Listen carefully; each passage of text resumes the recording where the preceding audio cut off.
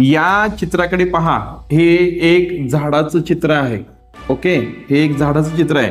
अनेक पालकांचं काय होतं माहिती आहे, आपल्याला सगळ्यांना हे सहज माहिती आहे की याच्यासाठी खूप मोठं कुठंतरी मोटिवेशन किंवा कोणाचा जर सल्ला घ्यावा असं काही गरज नाही.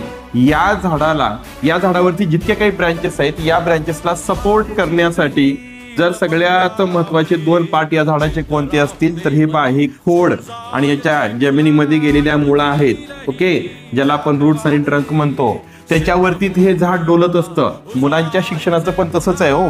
हे ज्या मुळा आहेत ना, त्याला आपण 1ली ते 5वीचं शिक्षण म्हणतो, आणि हे जे इथं खोड आहे ना, याला 6वी ते 10वीचं शिक्षण म्हणतो.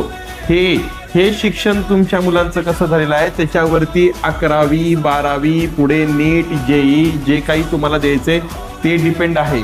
म्हणून पालकांनी सगळ्यात अगोदर इथे लक्ष दिलं पाहिजे, तेव्हा हा मोठा डोलारा तुमच्या पाल्यांना झेपणार आहे.